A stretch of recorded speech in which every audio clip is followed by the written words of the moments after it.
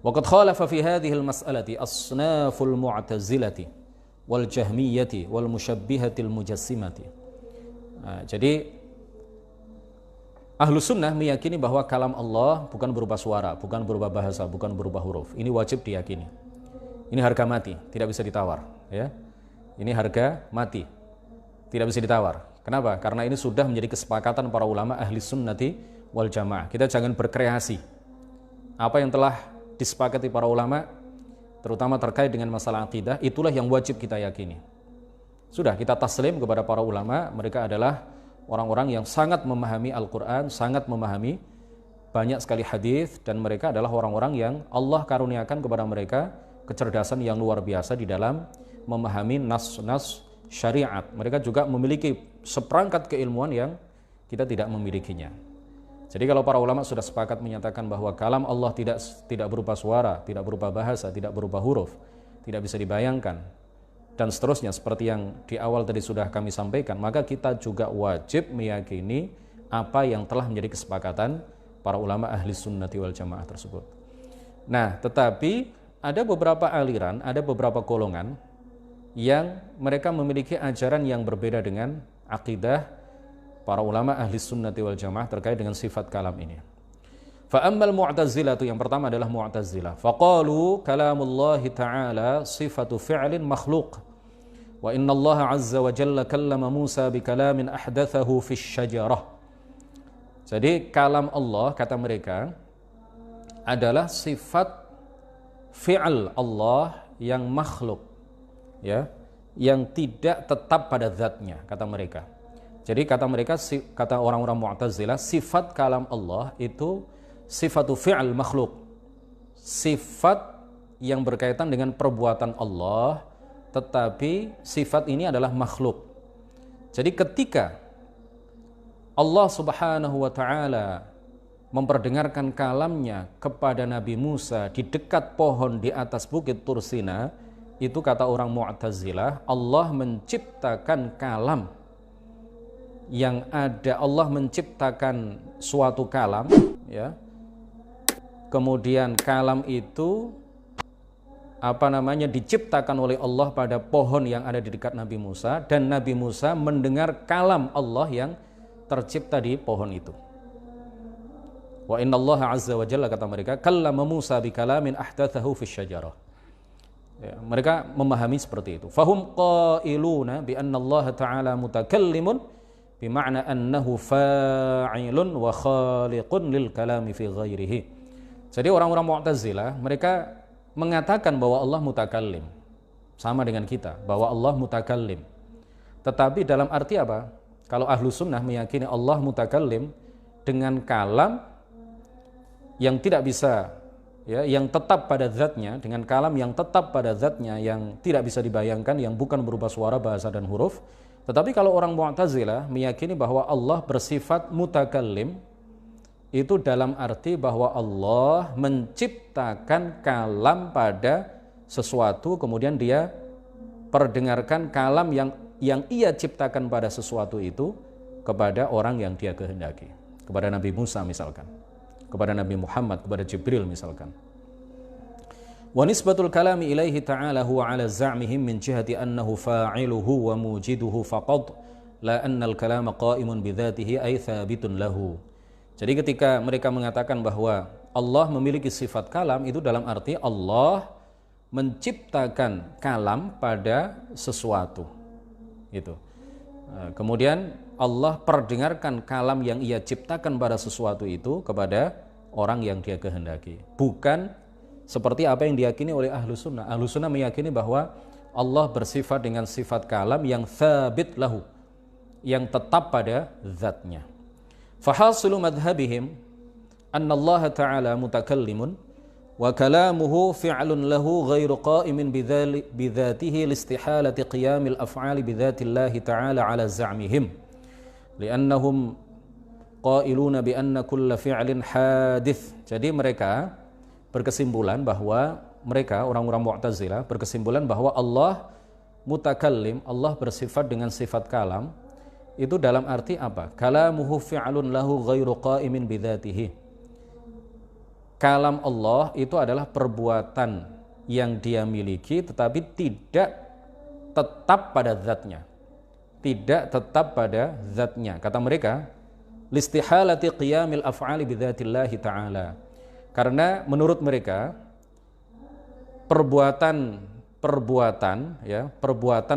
termasuk perbuatan Allah itu mustahil menempati zat Allah Subhanahu wa ta'ala. Dan ini menyalahi ijma' umat, ya. Umat dari dulu sampai sekarang, para ulama Ahlus Sunnah wal Jamaah, umat Islam dimanapun mereka berada, bahwa kalau kita mengatakan Allah mutakallim itu artinya bahwa Allah bersifat dengan sifat kalam yang tetap pada zatnya. Tsabit lahu, qaimun bidzatihi, artinya tsabit lahu, ya, tetap padanya, tetap pada zatnya. Itu yang diyakini oleh para ulama Ahli Sunnati wal Jamaah. Li'annahum qailuna bi anna kulla fi'lin hadits, karena mereka berkeyakinan, mereka mengatakan, orang-orang Mu'tazilah berkeyakinan bahwa setiap perbuatan, ya, setiap fi'al, termasuk fi'lullah, perbuatan Allah itu hadits, memiliki permulaan. Wal hawaditsu la taqumu bil qadim, dan setiap perbuatan itu yang hadits, yang memiliki permulaan, tidak mungkin tetap pada zat yang qadim, yang tidak memiliki permulaan. Nah, ini alasan-alasan yang mereka kemukakan. Ini menyalahi, nggak boleh kita yakini seperti itu. Kita yakini seperti apa yang diyakini dan diajarkan oleh para ulama Ahli Sunnati wal Jamaah. Tsumma ikhtalafu fi ma bainahum fi haqiqati kalamillah. Kemudian antar mereka, siapa? Orang-orang Mu'tazilah itu, mereka berbeda pendapat, ya, satu sama lain, tokoh-tokoh mereka berbeda pendapat mengenai hakikat kalam Allah. Faminhum man za'ama anna kalamallahi jismun. Sebagian dari mereka mengklaim, ya, memiliki keyakinan bahwa kalam Allah itu adalah jisim, sebuah benda, ya, sesuatu yang tersusun dari bagian-bagian. Jisim itu adalah sesuatu yang tersusun dari bagian-bagian. Wa annahu makhluqun wa annahu la syai' illa jism. Jadi mereka berkeyakinan, sebagian dari tokoh Mu'tazilah berkeyakinan bahwa kalam Allah adalah sesuatu yang tersusun dari bagian-bagian dan ia makhluk. Kalam Allah itu makhluk, kata mereka. Dan tidak ada sesuatu kecuali jisim. Ya, tidak ada sesuatu, kata mereka, kecuali ia adalah jisim. Kecuali ia adalah memiliki bagian-bagian. Kemudian sebagian dari tokoh Mu'tazilah berkeyakinan bahwa kalam Allah itu adalah jisim yang merupakan saut, ya, muqatta', mu'allaf, masmu', wa annahu fi'alullahi wa khalquhu.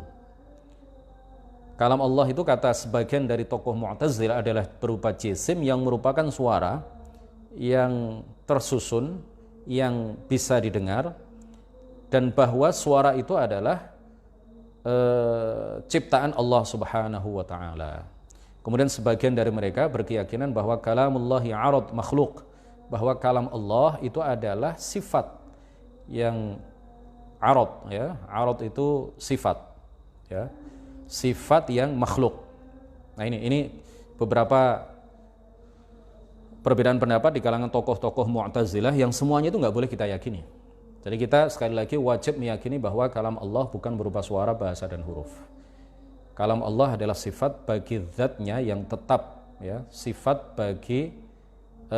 yang tetap pada zat Allah Subhanahu wa ta'ala, tidak bisa dibayangkan, bukan makhluk, ya, karena adalah sifat Allah Subhanahu wa ta'ala, oleh karena itu bukan makhluk, seperti yang diyakini oleh orang-orang Mu'tazilah. Nah, adapun Jahmiyah, ada lagi kelompok Jahmiyah.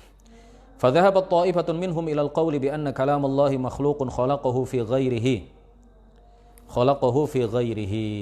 Jadi Jahmiyah itu meyakini bahwa sebagian dari mereka juga ada perbedaan-perbedaan pendapat di kalangan mereka sendiri.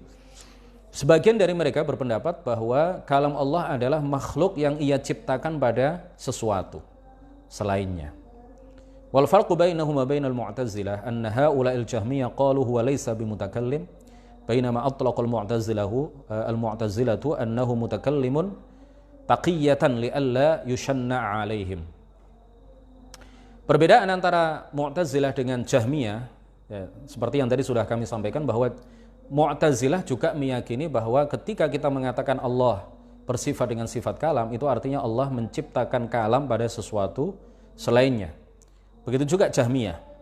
Ketika mereka mengatakan bahwa Allah itu memiliki sifat kalam, itu artinya bahwa kalam Allah itu makhluk yang ia ciptakan pada sesuatu selainnya.